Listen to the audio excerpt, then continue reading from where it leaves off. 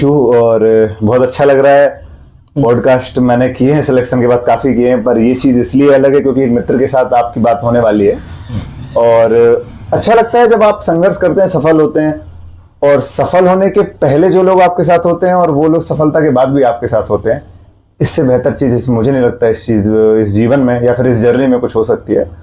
तो जो भी इंटरेक्शन होगा वो आप सबके लिए होगा, नॉलेजेबल होगा। मैं ऑनेस्टली अपनी सारी चीजें शेयर करूंगा ताकि आप लोगों को बहुत कुछ सीखने मिले, और जो भी चीज होगा बहुत हेल्दी रहेगा। आपको कोई फेक या फिर कुछ ऐसा चीज नहीं लगेगा। यहाँ सारी चीजें, पहला ही पॉडकास्ट है भाई का, तो जो होगा सब कुछ रियल करेंगे। अच्छा साथियों, हम चाह रहे हैं कि जो इंटरव्यू हो वो केवल यूपीएससी ड्रिवन ना हो कि कैसे पढ़ाई की, कौन सी बुक ली, एनसीईआरटी से पढ़ाई की, स्पेक्ट्रम उठाई। हम ट्राई करेंगे कि इसके इतर भी एक ज़िंदगी होती है कि एस्पिरेंट की, जो संघर्ष करता है, अपने परिवार, उसकी निजी जीवन। तो हम ट्राई करेंगे कि उस निजी जीवन के बारे में जाने, और जाने ही नहीं, बड़े आसानी से समझेंगे, बिल्कुल हमारी तरह की। ये भी हमारे बीच में सही कोई लड़का निकल के यूपीएससी टॉप करता है। तो दोस्त बताइए कि चंदेरी से यूपीएससी तक का सफ़र कैसा रहा? चंदेरी से यूपीएससी का सफ़र काफ़ी बहुत अच्छा रहा। उतार चढ़ाव तो आए, बट वो कहीं ना कहीं हर जगह पर कुछ ना कुछ सीखने मिला। एक छोटी सी जगह से आना, बड़े सपने देखना, और बड़े सपने देखने की चाह में कई बार गिरना और गिर के उठना, कॉलेज पहुंचना, दिल्ली विश्वविद्यालय से ग्रेजुएशन करना, उस इंग्लिश मीडियम के वातावरण में रहना और उस वातावरण में अपने आप को एडजस्ट करना, ये एक बहुत चैलेंजिंग बात होती है आजकल। और उसके बाद अपने हिंदी माध्यम पर टिके रहना और फिर ऑल इंडिया रैंक 413 प्राप्त करना, तो मैं कहूँगा बहुत बड़ी जर्नी रही है। और जिस दिन सफलता प्राप्त हुई तो वो सारी चीजें आंखों के सामने चली, कैसे कुछ कुछ किया, कैसे रोए, कहाँ पर हारे, बट एट द एंड पहुंचे जहाँ पर पहुंचना था। अच्छा, चंदेरी जो छोटा सा शहर है जिसमें मतलब हम दोनों ही चंदेरी से, वैसे तो ठीक है, शहर भी नहीं कहेंगे, हम उसे कस्बा कहेंगे, वो कस्बा के नाम से ही जाना जाता है। तो उसमें यूपीएससी जैसे लोग सपना देखना बहुत बड़ी बात है। तो बता सकते हैं इससे पहले कोई यूपीएससी क्लियर किया है चंदेरी से? नहीं, ये मेरी खुशकिस्मती है कि मैं अपने क्षेत्र से पहला विद्यार्थी हूँ जो कि यूपीएससी में चयनित हुआ हूँ। सपने, देखिए सपने हर व्यक्ति देख सकता है। चंदेरी से क्या मैं कह रहा हूँ, गांव गांव में हर व्यक्ति आज यूपीएससी का सपना देख रहा है, पर क्या उस सपने को देखने के बाद उसको पूरा करने या उसमें मेहनत करने की कोई क्षमता आपके अंदर है, या फिर आपका जो आसपास का वातावरण है क्या वो आपको उतना सपोर्ट कर रहा है? मेरे परिवार ने मेरा पूरा सपोर्ट किया, मेरे मित्र, वो उनको मुझसे ज्यादा यकीन था कि मैं कर सकता हूँ। उसके बाद आपको खुद में यकीन होना चाहिए, क्योंकि मुझे यकीन था कि मैं कर सकता हूँ। फेल होता रहा मैं, 3 अटेम्प्ट भी लग गए, बट एट द एंड ये तो पता था कि कैपेबिलिटीज तो है मुझ में। तो वही चीज सामने आई। तो जिस दिन रिजल्ट आया तो मुझे अपनी सारी चीजें याद आ रही थी कि जिन जिन ने सहयोग दिया, चाहे चंदेरी हो चाहे वो दिल्ली हो, उनका सहयोग ज्यादा रहा, क्योंकि एक सिलेक्शन आपका नहीं होता, आपके आसपास जितने भी लोग हैं उनका। मैं भी दिल्ली पहुंचा था जी, तो एक हमने दिल्ली यूनिवर्सिटी में देखा आइडेंटिटी क्राइसिस होती है। बिल्कुल, ठीक है, कि वहां देखते हैं बड़े कार वाले लोग जिनके पिताजी यूपीएससी निकाल चुके हैं, आईएएस हैं, या फिर कोई बड़े मंत्री जी के लड़के हैं जी। तो उन लोगों के बीच में एक छोटे से शहर का लड़का जी अपनी पहचान कैसे बना सका? देखिए मैं आपको एक बात बताऊं, आइडेंटिटी क्राइसिस ना केवल डीयू में आपको मिलते हैं। आज मैं सर्विस में भी जाने वाला हूं तो मुझसे बेहतर जो रैंक है वो मिलेंगे, मुझसे बेहतर पृष्ठभूमि है वो भी मिलेंगे, पर वो चीजें शायद मायने नहीं रखती। जो आप जो कर रहे हैं, अगर आप डीयू में जा रहे हैं, दिल्ली विश्वविद्यालय में आप हैं, आपका काम है वहां पे पढ़ना। अगर आप अपनी पढ़ाई से, एकेडमिक से वहां पर परफॉर्म करेंगे, आप ज्यादा बेटर दिखेंगे। दूसरा आपका काम वहां पे है अपने व्यक्तित्व को उभारना, आपकी पर्सनैलिटी को डेवलप करना। देखिए आपका माध्यम कोई भी हो, आप सामने वाले से किस लहजे में बात कर रहे हैं, आप अपने प्रोफेसर से कैसे बात कर रहे हैं, आप जो सोसाइटीज हैं वहां पर डिफरेंट सोसाइटीज होती है, कॉलेज इलेक्शंस होते हैं, पॉलिटिक्स होती हैं, उन सब चीजों में आप कैसे परफॉर्म कर रहे हैं, कैसे पार्ट ले रहे हैं। तो आते, जैसे मेरे कॉलेज में बताओ 3000 लोग लगभग उसकी स्ट्रेंथ है, रहते वहां पर जिनको याद किया जाता है वो 10 से 15 ही लोग हैं। तो ये आपको डिसाइड करना है कि आप अपनी आइडेंटिटी कैसे बनाएं। और मैं तो कहता हूँ आइडेंटिटी बनाने की जरूरत भी नहीं है खास, आप अपना जो काम है पढ़ाई लिखाई का वो करते रहिए। डेफिनेटली एक ना एक दिन आप जरूर वहां पर कहीं भी फील्ड में जाएंगे। मैं ये नहीं कहूंगा सर आपको कि आप यूपीएससी में ही बेहतर करेंगे, दिल्ली विश्वविद्यालय आपको हर फील्ड देता है, आप किसी भी फील्ड में आगे जाए। जैसे आप खुद एक नई चीज शुरू कर रहे हैं तो हो सकता है आप भी इस चीज में बहुत आगे जाए। अच्छा, इन्हीं में जो लोग हैं जी, वो किस नजर से देखते होंगे अच्छा, और दिल्ली यूनिवर्सिटी के जो आपके साथ में पढ़े हैं, जो बहुत सारे दोस्त वगैरह हैं, वो किस नज़र से देखते हैं? रिस्पेक्ट में क्या कुछ फर्क है? हाँ डेफिनेटली यार, ये तो बहुत काफी फर्क है, क्योंकि देखिए अब जहां पर आप अपनी जाते हैं वापस सम्मान होता है, आपको लौट के आके आपके राजनीति, स्थानीय विधायक, सांसद, ये सब कुछ चीजें होती हैं वहां पर। वहीं देखिए आप दिल्ली विश्वविद्यालय में जाएंगे, हर दूसरी जगह पे आपको एक IAS IPS मिल जाएगा, पर यही है कि इस चीज का सम्मान तो है, क्योंकि आप किसी भी यूनिवर्सिटी में जाएं, ये पद ऐसा होता है कि जहां पर आपको UPSC क्वालिफाई करना हर व्यक्ति का सपना होता है। उसने किसी ना किसी सीमित मात्रा में वो देखा भी होता है, तो सम्मान तो आपको मिलता है, बट आपको इससे भ्रमित नहीं होना है, सम्मान तो हर जगह मिलेगा ही आपको, बट यही है कि आपको अपना परफॉर्म बेटर करना है। अच्छा, ये बहुत अच्छी चीज है कि चंदेरी जैसी छोटी जगह में आपको ज्यादा सम्मान दे दिया गया जी, लेकिन दिल्ली यूनिवर्सिटी ने आके उसे बैलेंस कर दिया जी, तो कहीं ना कहीं संतुलन ये आपके जो सर्विस पे उसमें भी दिखेगा। डेफिनेटली बिल्कुल। अच्छा, एक बात की, जैसे UPSC निकला होगा, जी, ठीक है, मम्मी को किसको कॉल किया पहला? हाँ, मैंने अपना फोन, मैं हनुमान जी के मंदिर में बैठा था उस टाइम। अच्छा जी, 22 अप्रैल 2025 दोपहर का 1:50 टाइमिंग सब कुछ याद है।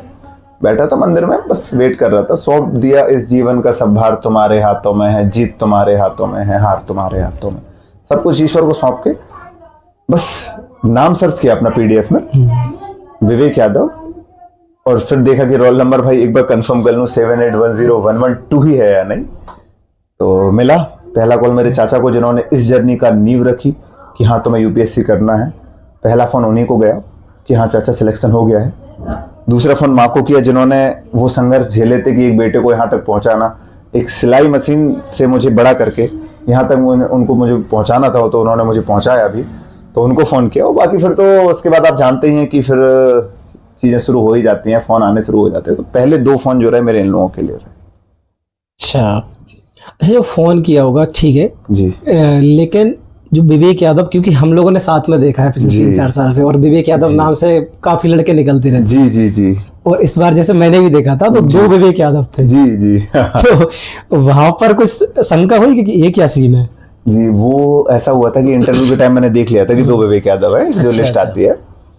तो मेरा तो ये था कि भाई दोनों ही हो जाए, क्योंकि अगर कोई एक होगा और एक नहीं हुआ तो सामने वाले उससे पूछ के, क्योंकि देखिए परिणाम, अंतिम परिणाम ऐसा होता है कि आपको बहुत पूछते हैं लोग, उनको आपकी जर्नी का कोई खास मतलब नहीं रहेगा कि आपने 11 एग्जाम पास किए हैं, 9 पेपर मेंस लिखा, इंटरव्यू, 2 प्रीलिम, सब कुछ किया है, बट एट द एंड आप पास हैं या नहीं है, इससे आपकी जर्नी को जज किया जाएगा।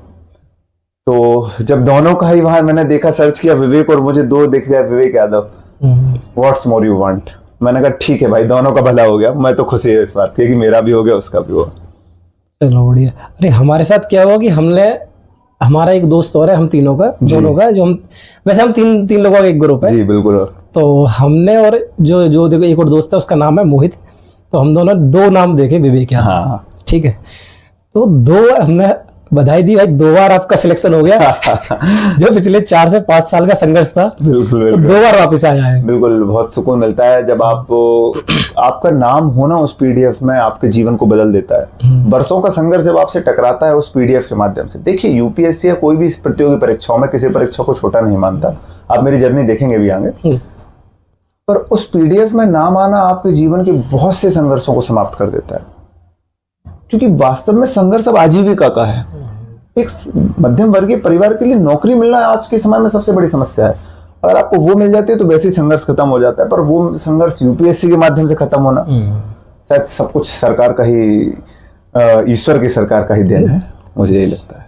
अच्छा, जो हम पॉडकास्ट शुरू कर रहे हैं, इससे पहले हमने एक इंस्टाग्राम पर पोस्ट डाली थी जिसमें लिखा था कि अगर किसी के कोई क्वेरीज हो या क्वेश्चन हो तो वो प्लीज हमें पूछ सकते हैं। अच्छा, तो इसमें 3 से 4 क्वेश्चन आए जो मुझे ठीक लगे, बाकी क्वेश्चन बहुत सारे थे, 3 से 4 क्वेश्चन जो लगे मुझे पूछना चाहिए। हाँ, वो सिमिलर स्टूडेंट, मैंने देखी स्टूडेंट्स के डाउट लगभग सिमिलर होते हैं, तो आप उन्हीं चीजों को लें जो काफी लोगों के डाउट, जो प्रिपरेशन बेस्ड थे, ऐसे बहुत सारे 20-25 क्वेश्चन जो प्रिपरेशन को NCERT, तो मैं वो नहीं पूछूंगा। हाँ, देखिए वो बिल्कुल भाई हमारे NS राव भाई बिल्कुल ठीक कह रहे हैं। देखिए वही जो बुक लिस्ट होती है, मैं एक बार फिर भी अपनी तरफ से बता दूं कि वही NCERT आपको पढ़नी है, द हिंदू आपको पढ़ना है, और PYQ लगाने हैं।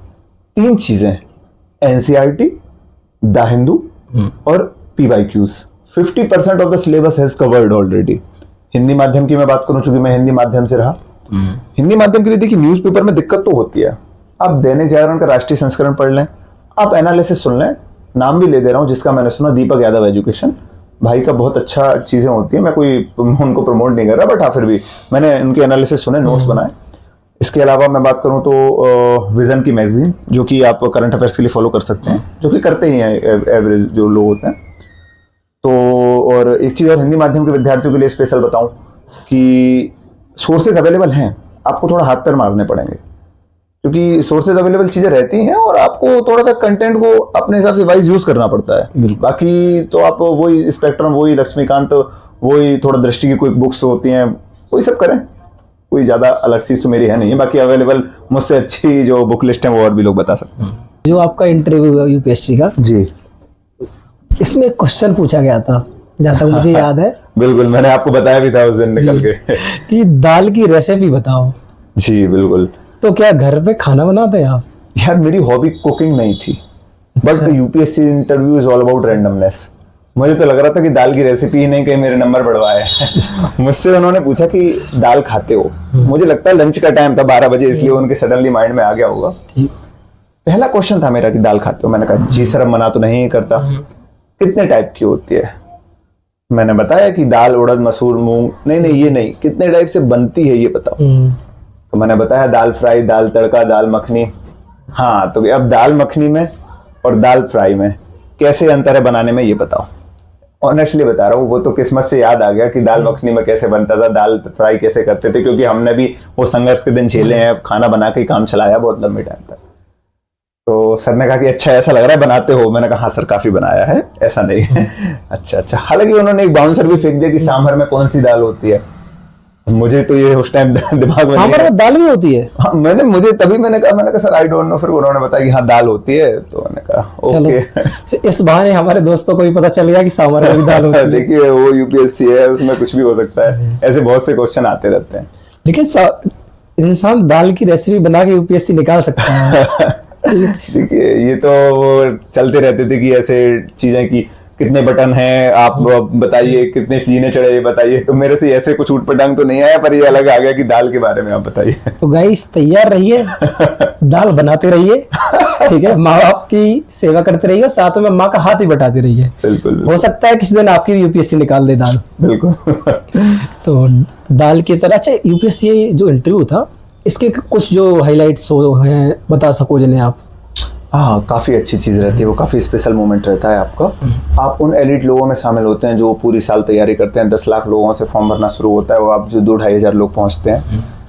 एक सपना होता है यूपीएससी वॉल पर जाने का, और मुझे खुशी इस बात की कि नरविंदर भाई भी मेरे साथ उस दिन यूपीएससी वॉल पर मेरे साथ में थे। हमारे सारे दोस्त उस दिन साथ में थे। माता पिता को बुलाना चाहिए था, सोच रहा था, पर 500 किलोमीटर से उनका आना उस टाइम संभव नहीं हुआ। तो मैंने कहा चलो यारों को ही ले जाता हूँ, मित्र साथ में रहेंगे तो अच्छा भी लगेगा, एक लाइट मूवमेंट बना रहेगा। जरूरी है, लाइट मूवमेंट बहुत जरूरी है इंटरव्यू के टाइम। अंदर जाते हैं, अंदर सारे दोस्त छूट जाते हैं, सारा सामान छूट जाता है, आपकी चेकिंग होती है, फिर आप एंट्री करते हैं अंदर। एक हॉल में आपको बिठाया जाता है, उसमें आपका स्वागत सत्कार होता है, बढ़िया खाने पीने की चीज अवेलेबल है वहां पर, आपको चाय कॉफी जो चाहिए वो भी है। आपको तैयार किया जा रहा है अंदर जाने के लिए, आपको न्यूज़पेपर अवेलेबल है। अगर आपकी तैयारी आपको लग रहा है तब भी पूरी नहीं हुई तो तब भी आप पढ़ लीजिए कुछ अगर चाह रहे हो। उसके बाद आप बैठते हैं। सबसे जो चुनौती का मामला होता है वो तभी होता है उसमें, जैसा कि मैं आपको बताऊं, उसमें ये चीज़ और होती है सबसे बड़ी बात कि आपसे पूछा जाता है कि जैसे कि आप एंट्री कर जाते हैं, आपके पास सामान तो नहीं है, आपकी चेकिंग होती है, सब कुछ हो गया। उसके बाद अब आपको अगला काम होता है कि वो हॉट सीट पे बिठा देते हैं अंदर जाने के पहले। उस टाइम आपके जीवन की सबसे बड़ी समस्या रहती है, आपका सारा संघर्ष आपकी आंखों के सामने चल रहा होता है कि अब क्या, क्योंकि आपका जो जीवन का परिणाम है वो सामने आने वाला होता है। बट आपको उस टाइम काम रहना है। डोपामाइन जो होता है, आपको अच्छा हार्मोन भी आते हैं, सेरोटोनिन भी होता है। मैं तो नाम गलत हो तो सॉरी, मैं बता रहा हूँ, सारे हार्मोन आपको दिमाग को ना प्रेशराइज कर देते हैं बहुत ज्यादा, रिलीज भी करते हैं, सुकून भी मिलता है, सब कुछ होता है।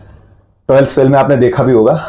तो वो चीज मेरे अंदर हुई। पर आपकी जैसी एंट्री होती है वो लाइट माहौल कर देते हैं आपका। कुछ बोर्ड्स होते हैं कि आपको थोड़े से प्रेशराइज करते हैं, पर वो भी आपको इसलिए कि आपको चेक करना चाहते हैं वो। बाकी मुझे नहीं लगता कोई बोर्ड में समस्या है। बाकी आप बहुत अच्छा मोमेंट होता है, बहुत कुछ सीखते हैं, वो चीज़ लाइफ टाइम की मेमोरीज होती हैं। अच्छा, इंटरव्यू में कोई संभावना है चीटिंग की? किस तरह की चीटिंग? कोई पर्ची वर्ची ले जा सके? नहीं नहीं नहीं, देखिए वो आप कोई क्वेश्चन पूछ रहा है इधर देखा नहीं हमने। नहीं, अरे ये कुछ नहीं होता, वो बहुत बड़ी संस्था है और वो आपको पूरा चेक करते हैं। मेटल डिटेक्टर से 3 से 4 बार आपकी चेकिंग होती है, उसके बाद ही आपको सब कुछ अंदर जाने दिया जाता है, ऐसा कुछ नहीं होता है। अच्छा, आपने बोला कि खाने के लिए बढ़िया व्यवस्था होती है, तो क्या खाया था आपने? यार देखो उस टाइम पे तो ऐसा कुछ नहीं मन करता है, मैंने केवल एक कॉफी ली थी और कुछ बिस्किट्स रखे हुए थे वो लिए थे, और तो भाई मैंने कुछ नहीं लिया यूपीएससी भवन से, और तो बस इतना ही बहुत था मेरे लिए। चलिए, यूपीएससी का इंटरव्यू निकला। अच्छा, कितने मिनट चला था इंटरव्यू? हाँ मेरा चला था अराउंड 29 मिनट्स। 29 मिनट जी, तो around। ये इनफ होता है कि इससे भी ज्यादा चलता है किसी देखिए का? पर्सन टू पर्सन डिपेंड करता है, कई बार 20 मिनट में भी आपको अच्छे मार्क्स मिल जाते हैं, कई बार 40 में भी नहीं मिलते हैं, एक एवरेज रहता है 30 मिनट। आपको उन्हें आपके साथ इंटरेक्शन करते हुए अच्छा लगा होगा और मार्क्स ने बताया कि ठीक ठाक लगा, और खैर मैं तो और अपेक्षा कर रहा था, पर 180 मार्क्स मेरे आए इंटरव्यू में, ठीक है, I am happy with it. Santosh कहाँ होता है इंसान? हाँ देखिए संतोष तो कभी हो भी नहीं सकता जीवन में। अच्छा चलिए, यूपीएससी आपकी निकल जाती है, जी ठीक है, इंटरव्यू होता है, इंटरव्यू के बाद इसके बाद कितना टाइम लगता है कि यूपीएससी आपकी निकल गई है रिजल्ट आने में? हाँ इसमें अराउंड डिपेंड करता है, आपका इंटरव्यू अगर जल्दी हुआ है तो ज़्यादा टाइम लगेगा, और अगर लेट हुआ है तो आपको ऑन द स्पॉट इंटरव्यू जिस दिन खत्म होते हैं उसके 3 से 4 दिन में रिजल्ट आ जाता है आपके सामने। तो वही इस बार 22 अप्रैल को रिजल्ट आ गया था।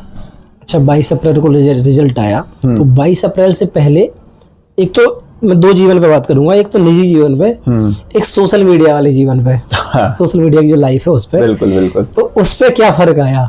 ऑनेस्टली बता दूं, मेरा कोई सोशल मीडिया नहीं था, कोई अकाउंट नहीं नहीं था? मैंने अपने कॉलेज में आके थोड़े बहुत चला के देखा, ठीक है, फिर बंद कर दिया था। प्रिपरेशन के दौरान मेरा कोई अकाउंट नहीं था, ना फेसबुक ना इंस्टा, व्हाट्सएप जरूर था और टेलीग्राम था, पर ये जरूरी चीजों के लिए था। उसके बाद सोशल मीडिया बनाया तो उसके बाद तो फिर आप जानते हैं कि थोड़ी बहुत वो फिर फैन फॉलोइंग टाइप चीजें हो ही जाती हैं, बट स्टिल मैं तो ये कहूंगा सोशल मीडिया ओपनली कहूंगा अवॉइडेबल चीज है। ठीक है, लोग कहेंगे इससे फायदा मिलता है, ये होता है, ठीक है, अगर आप इतने सक्षम हैं और आप अपने आप को इतना इंटरसेप्ट कर लेते हैं, रोक लेते हैं कि आपको अपनी स्क्रीन टाइम का ध्यान रहता है, तो आप चलाइए, आप उसमें क्विज देख सकते हैं, इंस्टा पे सारी चीजें चलती है, फेसबुक पे चलती हैं, ट्विटर पे चलती हैं, बट स्टिल कि आपको अपने ऊपर नियंत्रण आना चाहिए अगर आप सोशल मीडिया का यूज कर रहे हैं। बिना नियंत्रण के सोशल मीडिया आपको बहुत गलत रूप से प्रभावित कर सकता है। स्टिल मैं कहूंगा कि अगर आप एवरेज व्यक्ति हैं, आप अपने आप पे चीजें एडजस्ट कर लेते हैं, तो हाँ ठीक है, फिर आप यूज कर सकते हैं। चलिए स्क्रीन टाइम पर ही आते हैं। तो 22 अप्रैल से पहले स्क्रीन टाइम क्या था अपना मोबाइल का, और अब कितना चल रहा है? यार देखिए, मैं थोड़ा किताबी कीड़ा वाला व्यक्ति नहीं रहा। हाँ मेंस के टाइम पढ़ा मैंने, अच्छा खासा पढ़ा, 10-10, 12-12 घंटे जो आवर्स काउंटिंग होती है वो करी, बट एवरेज मैं वही 6 से 7-8 घंटे पढ़ता था। स्क्रीन टाइम 3-4 घंटे तो देखिए यूट्यूब वगैरह चला लिया, दोस्तों से बातें हो गई, यूट्यूब वगैरह के बाद अपना व्हाट्सएप पे किसी से बात कर ली, कॉलिंग हो गई, ये सब कुछ हुआ, दोस्तों के साथ घूमना फिरना हो गया, तो वो स्क्रीन टाइम से बेहतर लगता था मुझे कि अपना 2-4 घंटे अगर अपन दोस्तों के साथ भी दें, साथ में डिस्कशन हो रहा है, क्योंकि वो एक हेल्दी डिस्कशन होता है, वो आपको कहीं ना कहीं मेंस इंटरव्यू में कहीं ना कहीं फायदा देता है। हालांकि आजकल का जो लाइब्रेरी कल्चर हो चुका है, वहां पर डिस्कशन ज्यादा होते हैं, पढ़ाई कम, थोड़ा उससे भी बचने की आज जरूरत है। और 22 अप्रैल के बाद स्क्रीन टाइम देखिए, अब तो मैं क्या ही बोलूं, मैं क्या ही बताऊं, काफी स्क्रीन, अब तो मोबाइल थोड़ा ज्यादा चलने लगा है, थोड़ा मुझे भी कम करना है, नियंत्रण जरूरी है। चलिए अब इसके बाद ना एक रैपिड फायर राउंड चलते हैं, शुरू करते हैं। रैपिड फायर में भी ऐसे क्वेश्चन पूछना जो मुझे डिलेमा में ना डाले। अरे बड़ा आसान से शुरू करूंगा मैं। बिल्कुल। Favourite IPL team? मैं 2 बोल सकता हूँ? नहीं, एक। अनफॉर्चुनेटली पंजाब बोलना चाहता था, but still RCB is my always favourite. कौन जीत रहा है इस बार आईपीएल? मैं कंफ्यूज हूँ, पंजाब बोलूं या आरसीबी बोलूं, दोनों में से एक ना एक तो जीतने वाली है, ऐसा मुझे लग रहा पर है। एक बोल रहा है। दिल से आरसीबी। ड्यू या चंदेरी? हाँ दोनों, इसमें मैं एक के साथ नहीं जा सकता, एक ने मुझे जन्म दिया है, एक ने मुझे कर्म दिया है, तो इसको रैपिड फायर में क्या ही बोलूं। आप इसमें ऐसा पूछ लीजिए कि कौन मेरे लिए बेहतर ज्यादा लगा, जिसने मुझे जीवन की चीजें सिखाई, तो वो ड्यू है, जिसने मुझे उस प्लेटफॉर्म पे पहुंचाया, दिल्ली विश्वविद्यालय ने, जहाँ पे आज मैं हूँ, वो एक्सपोजर दिया जिसमें मैं सोच पाया चीजें, तो मैं दिल्ली विश्वविद्यालय। अच्छा, लोग कहाँ के सच्चे हैं, चंदेरी के या दिल्ली के? भाई चंदेरी, दिल्ली दिल वालों की है, बट कहाँ है उनका दिल, ढूंढना पड़ेगा। इंस्टाग्राम या टेलीग्राम? 99% टेलीग्राम, क्योंकि वो आपको भाई पढ़ाई का कंटेंट भी देगा, सब कुछ कम्युनिकेशन हो जाएगा, और आप एटलीस्ट रील्स और शॉर्ट्स देखने से बच जाएंगे। कभी नकल की है? हाँ मैंने करी है, पर एग्जाम में नहीं। मैं आपको दिखाऊंगा, मेरी मेंस की कॉपी का नाम था टॉपर कॉपी की चोरी। ओके। जहां पर मैं रवीश कुमार सहवाग जी हुए, अपनी कृतिका मिश्रा जी हुई, या फिर जो भी इंग्लिश मीडियम के टॉपर हुए अपने, जैसे आदित्य श्रीवास्तव जी हुए, पिछले अनिमेश प्रधान जी हुए, मैंने सबकी टॉपर कॉपी से हिंदी इंग्लिश दोनों से मैं अपने नोट्स बनाता था और उनको लिखता था, भाई अपना हमें केवल टॉपर कॉपी, अगर आप देख रहे हैं आप बहुत बड़ा काम कर रहे हैं, आप टॉपर कॉपी से नकल करिए और उस नकल को यूटिलाइजेशन करिए अपने अकॉर्डिंग एग्जाम में, आपको सफलता मिलने के चांस बढ़ जाएंगे, क्योंकि उन्होंने वो चीज टॉपर्स ने देखी हुई होती है। इसलिए यूट्यूब या Netflix? Sorry, I am not the type of Netflix. मैंने कभी नहीं चलाया उसका, ना ही मैंने सब्सक्रिप्शन कभी लिया। हाँ, हालांकि आज की जनरेशन नेटफ्लिक्स वाली है, पर यार हम हिंदी मीडियम वाले बन भी नहीं पाते देखिए नेटफ्लिक्स के लिए। हमें तो जो फ्री में मिल जाए यूट्यूब पर अवेलेबल कंटेंट वही है, तो हम तो यूट्यूब वाले हैं। यूट्यूब या एनसीईआरटी? बोथ। इसमें मैं एक नहीं कह सकता, क्योंकि एनसीईआरटी में जो आपको समझ में नहीं आएगा उसको देखने के लिए आपको यूट्यूब पे जाना होगा, और आपको यूट्यूब सब कुछ नहीं पढ़ा सकता, क्योंकि आपको एनसीईआरटी ही पढ़ाएंगे। तो चलिए ये सेगमेंट खत्म होता है, इसके बाद एक हम सेकंड लास्ट सेगमेंट पे आते हैं। तो हम दोनों ही बुंदेलखंड से हैं, ठीक। तो बुंदेली में यार कुछ कह के बताओ, मतलब। देखो यार, हम तुम मोड़ा मोड़ियन से कहते हैं, बुंदेली के हो चाहे मालवा के हो, कितों के भी हो, पढ़ाई करने बढ़िया तरीके से, और कोई भाषा कोई बोली कभी भी आपको पीछे नहीं कर सकती। और मैं बुंदेलखंड से हूँ, प्राउड है बुंदेलखंड पे अच्छा खासा, और एक उस क्षेत्र से आके जो काफी पिछड़ा माना जाता है, उससे यूपीएससी में और आगे अदर्स एग्जाम में, मैं अपनी थोड़ी सी जर्नी और बताऊंगा बाद में, वहां तक पहुंचना एक अपने बुंदेलखंड क्षेत्र के लिए बहुत खुशी की बात है, और पूरा बुंदेलखंड समाज जो है उससे खुश है। हम चाह रहे हैं कि अब थोड़ी सी 1 या 2 मिनट बात करें, तो केवल बुंदेली भाषा में ही बात करें। अच्छा। तो हाँ, तुम बताओ कैसो कर रहो, आओ दिल्ली तक आओ, और बुंदेली के बारे में कोई कुछ सुना सको तो बस सुना दो। अब देखो जी, हमारे मित्र हैं जी, हमसे कह रहे हैं कि बुंदेली में सुना दो, तो हम एक गाना सुनाते हैं, वो बता रहे हैं कि हाँ के गोरी घूंघटा ना डाल, ओ गोरी घूंघटा ना डाल, हम तो चुनरिया से चीन गए, गोरी घूंघटा ना डाल, गोरी घूंघटा ना डाल, हम तो चुनरिया से चीन गए। जो हमें चलते शादियन में, जब हमारे तो जाते हैं, तो जो एक महिलाएं और जो हमें थोड़ा घूंघट को सिस्टम है, एक राजस्थानी से भी जुड़ा हुआ है थोड़ा सा, तो वो है कि घूंघट को सिस्टम है, तो भगत गोरी घूंघटा मत डालो, हम चुनरिया से चीन गए। तो जो ऐसे गाना वाना हमारे शादियन में चलता रहता है, जहाँ बुंदेली भाषा है, जहाँ गलत मत लगी हो तुम, और जो एक कल्चर है वो बहुत प्राउड कल्चर है। जो गाइज मैं आपको बता दूं कि चीन गए मतलब है पहचान गए। हाँ ठीक है, तो चलिए बुंदेली से चलते हैं हम एक लास्ट सेगमेंट पर। जैसे हम तो साथ में ही रहे हैं, तो हमने देखा कि आपने 20 एग्जाम फेल किए हैं। बिल्कुल। उसके बाद यूपीएससी निकाली है। बिल्कुल। तो इसके बारे में कुछ बताओगे? नवीन भाई, आपने देखा है जर्नी बहुत लंबी हो जाती है। मेरा यूपीएससी नहीं हो रहा था, मैं पीएससी की तरफ गया, वहाँ भी नहीं हुआ। मैं अदर स्टेट में गया, UP PCS, MP PSC assistant commandant, वहाँ भी नहीं हुआ। एट द एंड ग्रामीण पृष्ठभूमि के विद्यार्थी के लिए फिर अंततः पटवारी जैसी परीक्षा बचती है, जो एक सम्मानजनक मानी जाती है। लेकिन मानिए मेरी पटवारी में भी वेटिंग आ गई, जो मेरे और मेरे पूरे परिवार के लिए सबसे दुखद एक समय था। टीचिंग, कांस्टेबल जैसी छोटी छोटी परीक्षाएं दी, क्योंकि कभी किसी परीक्षा को छोटा नहीं माना, क्योंकि मेरा प्राइमरी टारगेट था मुझे एम्प्लॉयड होना है, अपने पैरों पे खड़ा होना है। हाँ, बट एट द एंड जहाँ पहुंचना था वहां पहुंचा। और उन सब चीजों के बीच जो मुझे हिम्मत देती थी, वो ये देती थी कि लाखों बार गगरियां फूटी, सिकन्ना आई पनघट पर, लाखों बार कश्तियां डूबी, चहल पहल वो ही तट पर, और तम की उम्र बढ़ाने वालों, लो की आयु घटाने वालों, लाख करे पतझड़ कोशिश पर सावन नहीं मरा करता है, और चंद खिलौनों के मर जाने से बचपन नहीं मरा करता है। तो मैं ये कहता हूं कि कभी भी कुछ भी हो जाए, किसी भी सूरत में, अगर सावन आपके जीवन में लिखा है तो आएगा, पतझड़ के बाद आएगा, मेहनत के बाद आएगा, संघर्ष के बाद आएगा, आएगा जरूर, अगर आप लगे रहेंगे।